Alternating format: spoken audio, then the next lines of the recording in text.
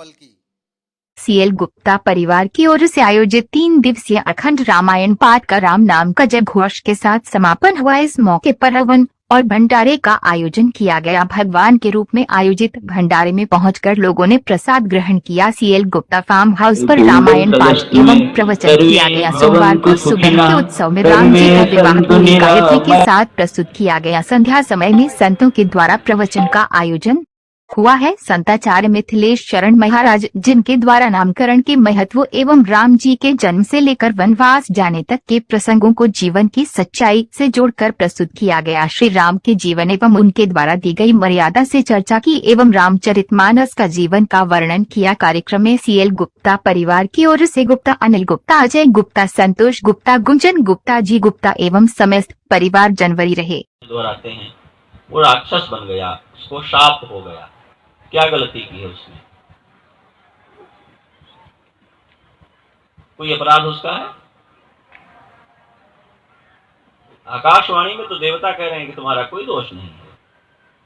भूपति भावी मिटई नहीं, जदपि न दूषण तोर, तुम्हारा दोष नहीं है। नहीं अपराध भूप कछु कीन्हा, राजा ने कोई गलती नहीं की है। पर हम विचार कर देखें, कोई गलती नहीं की है क्या? गलती तो की है ना। होनी विप्र बस कवन विधि, कहो सत्य सब बात। ब्राह्मण कैसे हमारे अधीन हो जाएंगे, ये बताओ। अच्छा, मैं क्यों कह रहा हूं कि ये गलती है? अब ये भी लग सकता है कि महाराज जी तो ब्राह्मणों की महिमा के लिए ऐसा कह रहे हैं। नहीं, हम रामायण पढ़ रहे हैं तो हमें अच्छाई और बुराई किसके आधार पर तय करनी है? राम जी के आधार पर तय करनी है, क्योंकि राम जी रामायण के नायक हैं। एक राजा बैठा हुआ है एक मुनि के सामने और वरदान मांगना है, तो वो क्या मांगता है? मुनि कहता है कि सारा संसार तो तुम्हारे अधीन है, कोई तुम्हें नुकसान नहीं पहुंचा सकता सिवा ब्राह्मण के। वश में नहीं होता। तो राजा कहता है कोई उपाय बताइए। और राम जी क्या कहते हैं? राम जी की भी एक ब्राह्मण से हो गई है भिड़ंत, उनके सामने खड़े हैं, संवाद हो रहा है परशुराम जी से, और वो हाथ जोड़कर कहते हैं कि महाराज अभय होए जो तुम्हें डराई। जो आपसे डरता है उसका डरना छूट जाता है। तो प्रताप भानु से चूक हुई कि नहीं हुई? यदि चरित्र का आदर्श, यदि धर्म का आदर्श श्री राम है और वो ये कहते हैं कि जो हमसे श्रेष्ठ हैं हम उनकी श्रेष्ठता स्वीकार कर ले, यही हमारी श्रेष्ठता है। लगाया कैकेयी पर, सबने अपनी अपनी टिप्पणियां दी हैं दशरथ जी पर, और सबकी तो जाने दें हमारे लखनलाल जी महाराज ने भी। यहां तक कि दुख से भरे हुए चक्रवर्ती दशरथ जी ने स्वयं ही अपने को कहा है कि मैं कैकेयी के वरदान से मोहित हूं, मैं अयोग्य हो गया हूं, मुझे जेल में बंद कर दो और राम तुम राजा बन जाओ। और राम जी क्या कहते हैं कि भरत त्रैलोक्य में न कोई हुआ है, न कोई है, न कोई आगे होने वाला है जैसा हमारा पिता है। बोले जिस पिता ने हमें जन्म दिया, जिस पिता का संस्कार लेकर के हमारा जीवन बना, जिस पिता के उपदेश और शिक्षा से हमारा जीवन बना, यदि हम उसकी प्रामाणिकता पर प्रश्न उठा देंगे तो हमारी क्या प्रामाणिकता रह जाएगी?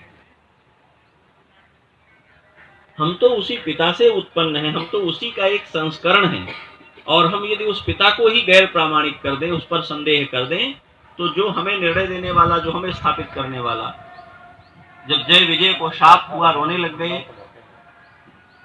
भगवान ने कहा क्यों रो रहे हो? बोले हमको मृत्युलोक में जाना पड़ेगा, वैकुंठ से नीचे गिर जाएंगे।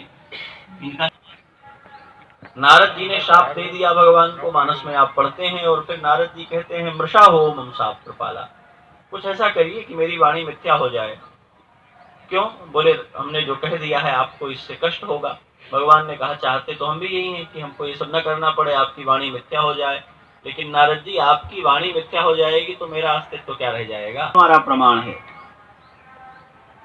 5 साल का बच्चा अपने पिता के व्यवहार से दुखी होकर घर छोड़ करके चल पड़ा है, मैं भगवान से मिलूंगा और उच्च पद की प्रार्थना करूंगा। ध्रुव को क्या पता भगवान किधर मिलते हैं? जंगल में कहीं भगवान रहते हैं क्या? जिसको भगवान चाहिए वो जंगल की ओर भागता है। इसका अर्थ ये नहीं है कि भगवान जंगल में रहते, भगवान कोई जंगली जीव नहीं है। जंगल में तो हिंसक पशु रहते हैं, भगवान नहीं रहते। वो जंगल की ओर क्यों जाता है, उसका सीधा अर्थ होता है जिन सुरक्षा और व्यवस्थाओं के बीच अब तक हम रह रहे थे, हम उनका परित्याग कर रहे हैं। जिन आश्वासनों में, जिन रचनाओं के भीतर हमारा भरोसा था, हम उनको छोड़ रहे हैं। जंगल जाने का अर्थ यही है, जंगल में कहीं भगवान नहीं होते। और नारद जी वहां पहुंच गए, उन्होंने ध्रुव को समझाया, उपदेश कर दिया, और उस उपदेश के बल पर ध्रुव जी को भगवान मिल गए। प्रहलाद को भगवान ने गर्भकाल में नारद जी ने उपदेश कर दिया और प्रहलाद जी को भगवान मिल गए। महर्षि वाल्मीकि को नारद जी ने उपदेश कर दिया, महर्षि व्यास को नारद जी ने उपदेश कर दिया। भगवान कहते हैं यदि आपकी वाणी मिथ्या हो जाए तो हमारा अस्तित्व ही प्रमाणित नहीं होगा। इसलिए आपकी बात तो बनी रहेगी, तभी हम बने रह पाएंगे। जो भी कष्ट सहना पड़े हम सह लेंगे। अभिप्राय क्या है? जिनकी वाणी से, जिनके आशीष से, जिनकी कृपा से हमारा जीवन निर्मित हुआ है, हम किसी रुचि से, किसी अरुचि से, किसी कष्ट से कभी उनका तिरस्कार नहीं करें। ये रामायण हमारे सामने इसका प्रमाण रखती है। चरुणदानमे संहितां परमेश्वरी मंत्रहीनं क्रियाहीनं भक्तुदतु सहो साथ सब बंधन घोरत मुनि जन धन संतन गोचर बसु दारुवंत सम्मत सबही आरती श्री रामायण की गावत संतत शंभु भवानी अरुघट संभव मुनि विज्ञानी व्यासी आदि कवि बरज बखानी व्यास आदि कवि बरज बखानी कागु भुसुंडी गरुड़ के की आरती श्री रामायण जी की कलिमल हरानी बिसैर सुधी की सुभग सिंगार मोती जुगती की दल निरोग भव मोरी अमी की दल निरोग भव मोरी अमी की तात मात सब विधि तुलसी की आरती श्री रामायण जी की आरती श्री रामायण जी की कीरत कलित ललित सियापी की आरती श्री रामायण जी की कीरत कलित ललित सियापी की श्री दारुण नव कंज लोचन कंज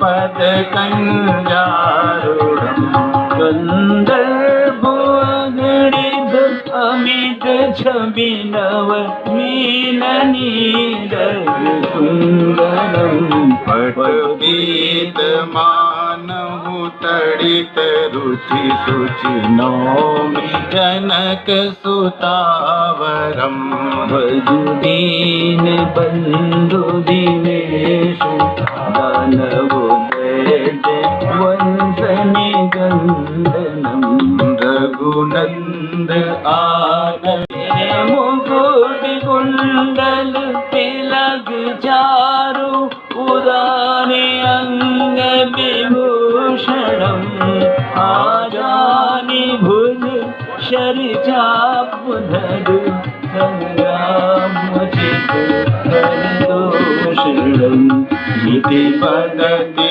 तुलसीदास शंकर शेष मुनि मनरंजनम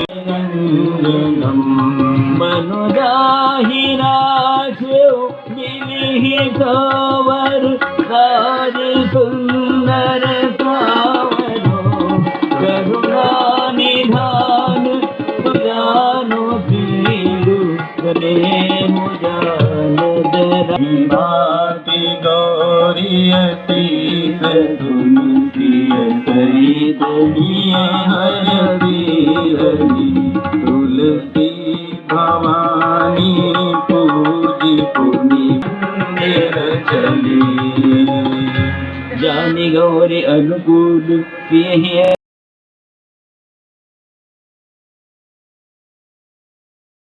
त्वमेव सर्वं मम देव देव कर्पूरि गौरं करुणावतारं संसारसारं बुद्धिविहारं सदा वसन्तं हृदयारविन्दे भवं भवानी सहितं नमामि